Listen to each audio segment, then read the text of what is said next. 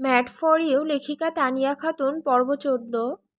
বৃষ্টি তখনও টিপটিপ করে পড়ছে। বিকেল নামছে ধীরে ধীরে, আকাশে ঘন মেঘ জমে গেছে, চারপাশে হালকা কুয়াশার মতো ধোঁয়াটে এক পরিবেশ। দূরে গাছগুলোর ছায়া মিশে গেছে মেঘলা আকাশের সাথে। অনেকক্ষণ চুপচাপ বাইক চালানোর পর হঠাৎ কৃষ বাইক থামিয়ে দিল এক কবরস্থানের সামনে। রুহি একটু অবাক হয়ে তার দিকে তাকালো। নরম বৃষ্টির ফোঁটা গাল বেয়ে গড়িয়ে পড়ছে, চুল ভিজে গিয়ে কপালে লেগে আছে। এইখানে কেন থামলেন? রুহি ধীরে জিজ্ঞেস করলো। কৃষ কোনো উত্তর দিল না। বাইক থেকে নামলো, তারপর চুপচাপ রুহির হাত ধরে তাকে কবরস্থানের ভেতরের দিকে নিয়ে গেল। রুহি কিছুটা দ্বিধা নিয়ে তার পেছনে হাঁটলো। বাতাসে মাটির গন্ধ মিশে আছে, বৃষ্টিতে সেই গন্ধ আরো গভীর হয়ে উঠেছে। একটা পুরনো কবরের সামনে গিয়ে কৃষ থেমে গেল। কবরটার চারপাশে ছোট ছোট ঘাস গজিয়েছে, উপরে কয়েকটা ছোট ছোট গাছ হয়েছে। কৃষ হঠাৎ হাঁটু গেড়ে বসে পড়ল। তার ঠোঁট কাঁপছে, গলা ভেঙে যাচ্ছে কথার ভারে। আম্মু, কেমন আছো? সে মাটির উপর আলতো করে হাত রাখলো, বৃষ্টির ফোঁটা পড়ছে তার আঙুলে। তোমার কৃষ এসেছে আম্মু। এত বছর পর তোমার কৃষ আবার ফিরে এসেছে। তোমার উপর রাগ করে থাকতে পারিনি। তার চোখে জল টলমল করছে, কিন্তু বৃষ্টির জলে বোঝা যাচ্ছে না কোনটা অশ্রু আর কোনটা বৃষ্টি। রুহি নিস্তুপ দাঁড়িয়ে আছে, তার বুকের ভেতরটা কেমন জানি ভারী হয়ে উঠেছে। কৃষকে এমন ভাঙা অবস্থায় সে কখনো দেখেনি। কৃষ এক মুহূর্তে মুখ তুলে রুহির দিকে তাকালো। বাটারফ্লাই, উনি আমার আম্মু। সে ফিসফিস করে বলল, আম্মুকে সালাম দাও। রুহি চুপচাপ হাত তুলে সালাম করল। চোখে তার অজানা এক অনুভূতি জমে উঠল। কৃষ আবার মাটির দিকে তাকিয়ে ধীরে বলল, আম্মু, তুমি একদিন বলেছিলে না তুমি চলে গেলে একজন আসবে, যে তোমার ছেলেকে সামলাবে, বুঝবে। ঠিক বলেছিলে তুমি। ও এসে গেছে, কিন্তু এখনো ও আমাকে বোঝে না আম্মু। ও আমায় ভালোবাসে না। তার গলাটা রুদ্ধ হয়ে আসে। কিন্তু তুমি চিন্তা করো না আম্মু, আমি ওকে হারাতে দেব না। ওকে আমার কাছ থেকে কেউ নিতে পারবে না। কৃষ অনেকক্ষণ ধরে একই ভঙ্গিতে বসে আছে, কবরটার দিকে তাকিয়ে। মনে হচ্ছে সে কিছু একটা বলতে চাইছে, কিন্তু কথা যেন গলার ভেতরে আটকে গেছে। বৃষ্টি থেমে থেমে পড়ছে, বাতাসে মাটির গন্ধে ভরে গেছে চারিদিক। হঠাৎ কৃষ নিচু গলায় বলল, বাটারফ্লাই। রুহি নরম স্বরে জবাব দিল, হুম। কৃষ কিছুক্ষণ চুপ করে থেকে বলল, তুমি জানতে চাও না আমি এমন কেন? রুহি কিছু বলল না, শুধু তাকিয়ে রইল। কৃষ ধীরে ধীরে বলে, হ্যাঁ, তুমি ঠিক বলেছ। আমি খারাপ, আমার মন নোংরা, আমার চরিত্র নিয়ে তুমি প্রশ্ন তুলতে পারো, কিন্তু তুমি কি কখনো ভেবেছ আমি এমন হলাম কেন? জন্মের পর থেকেই কি আমি এমন ছিলাম? তার কণ্ঠ কাঁপছে, গলা ভারী হয়ে গেছে। ছিলাম না বাটারফ্লাই। আমি একসময় আম্মুর ভালো ছেলে ছিলাম। আম্মুর চোখে আমি ছিলাম ওনার গর্ব, ওনার সুখ। কৃষের চোখে জল জমে উঠেছে, কিন্তু বৃষ্টির জলে বোঝা যাচ্ছে না সে কাঁদছে কি না। রুহির গলা ভারী হয়ে এলো। এমন ধীর কঠিন মানুষটার ভেতরে এত ভাঙা কষ্ট আছে, তা সে ভাবতেও পারেনি।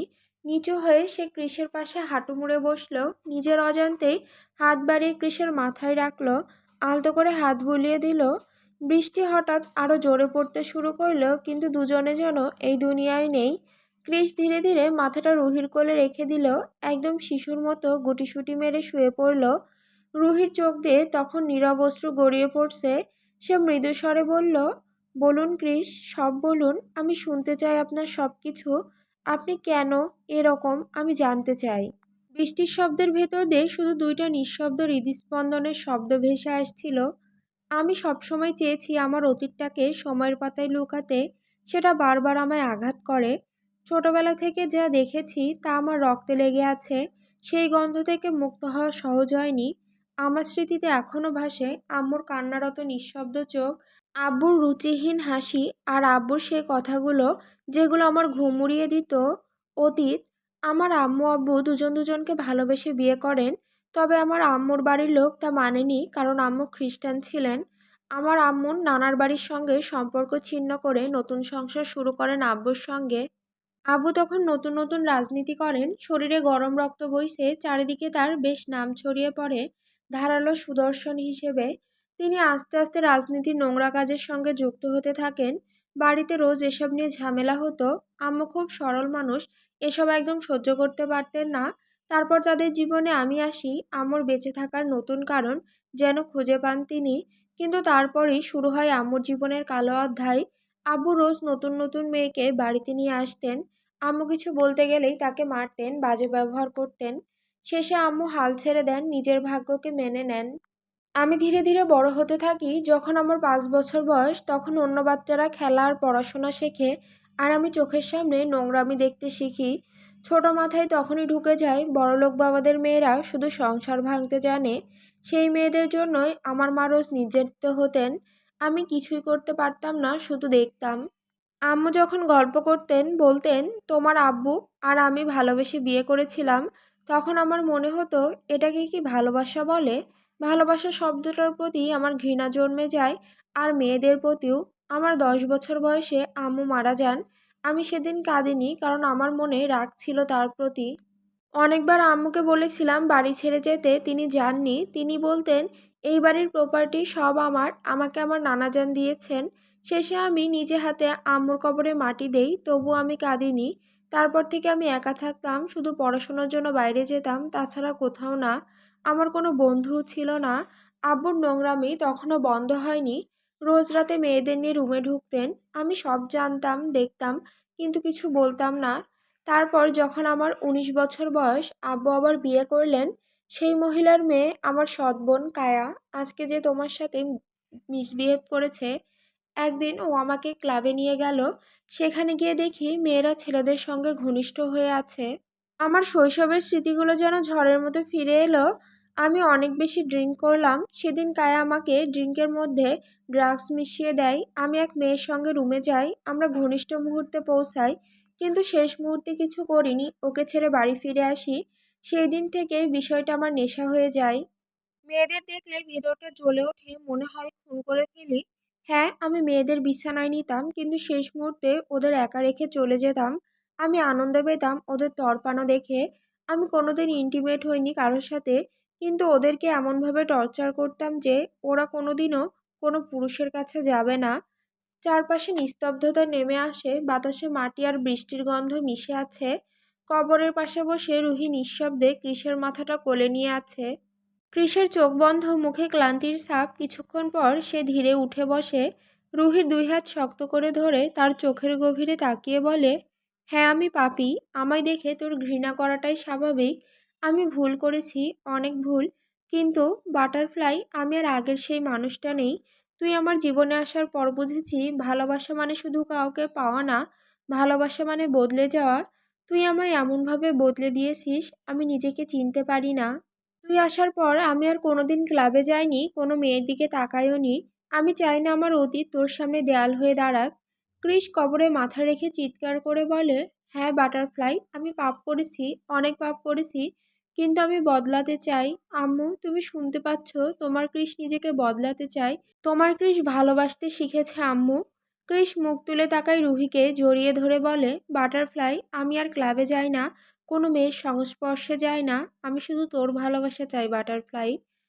কৃষ রুহিকে ছেড়ে আকাশের দিকে তাকিয়ে আবার চিৎকার করে বলে, আমি জানোয়ার নই বাটারফ্লাই, আমি মানুষ হয়ে বাঁচতে চাই।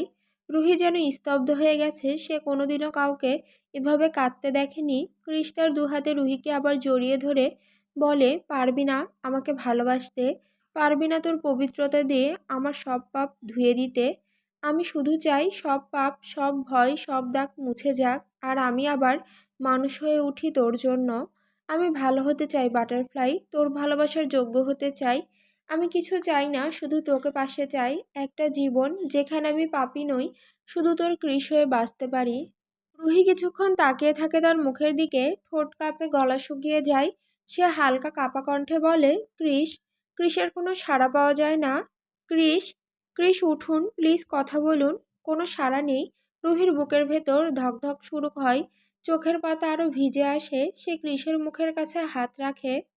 হঠাৎই রুহির হাত কাঁপে, কৃষের গলা থেকে কোনো আওয়াজ আসে না। তার মাথাটা ধীরে ধীরে পিছলে পড়ে যায় রুহির কোলে। রুহির মাথা ফাঁকা হয়ে যায়, সে জানে না কি বলবে, কি করবে।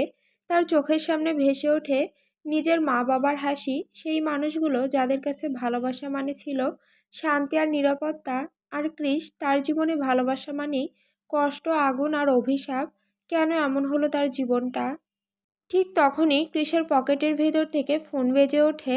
রুহি কাপা হাতে ফোনটা বের করে দেখে আমান লেখা। সে কাপা গলায় ফোনটা রিসিভ করে।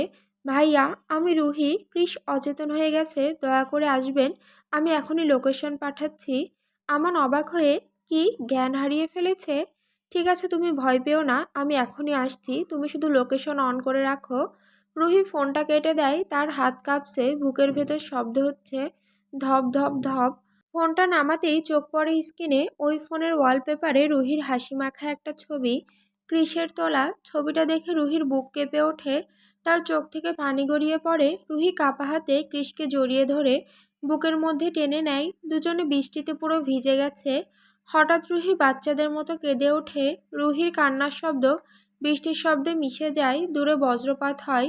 রুহি কৃষের মুখটা নিজের বুকে চেপে ধরে হাউমাউ করে কাঁদতে থাকে। বৃষ্টি কান্না সব এক হয়ে যায় সেই নির্জন কবরস্থানে। আমান চিৎকার করে, রুহি, রুহি কোথায় তুমি? রুহি মাথা তোলে, কাপা গলায় বলে, এখানে ভাইয়া, তাড়াতাড়ি আসুন, কৃষ জ্ঞান হারিয়েছেন। আমান ছুটে আসে কাদা মারিয়ে। সে নিচু হয়ে কৃষের মুখে হাত রাখে, নিঃশ্বাস চেক করে, তারপর নিজের জ্যাকেট খুলে কৃষের গায়ে চাপায়। আমান দ্রুত গলায়, রুহি, ভয় পেও না, ও শ্বাস নিচ্ছে কিন্তু দুর্বল হয়ে গেছে, হয়তো রক্তচাপ বা মানসিক শকের কারণে অজ্ঞান। রুহি কাপা গলায় বলে, ভাইয়া, উনি ঠিক হয়ে যাবে তো? আমান এক মুহূর্ত থেমে থাকায় কৃষের মুখের দিকে। মাটি লেগে আছে কিন্তু মুখে অদ্ভুত প্রশান্তি। সে ধীরে বলে, রুহি, চিন্তা করো না, ওকে হসপিটালে নিয়ে যেতে হবে। আমান কৃষকে কোলে তুলে গাড়ির দিকে নিয়ে যায়। রুহি পেছন থেকে দৌড়ে আসে, তার চোখে এখনো কান্না কিন্তু কণ্ঠে দৃঢ়তা। আমি হাসপাতালে যাব আপনার সঙ্গে। অবশ্যই যাবে। দুজন মিলে কৃষকে গাড়িতে তুলে দেয়। রুহি পিছনের সিটে বসে, কৃষের হাত নিজের হাতে ধরে রাখে। গাড়ি ধীরে ধীরে কবরস্থান ছাড়ে। জানালার বাইরে ভেজা পাতা, ধোঁয়াটে আলো আর বৃষ্টির গন্ধ। হাসপাতালের ভেতর কৃষ বিছানায় অজ্ঞান হয়ে আছে। রুহি পাশে বসে হাত ধরে আছে, চোখে পানি। আমান চিন্তিত মুখে দাঁড়িয়ে আছে। কিছুক্ষণ পর ডাক্তার চেক আপ করে বলেন, আপনারা চিন্তা করবেন না, এখন ওনার অবস্থা স্থির, তবে উনি মানসিক দিক থেকে খুবই দুর্বল হয়ে গেছেন। রুহি কাপা গলায়, মানে ডক্টর, ওনার কি হয়েছে?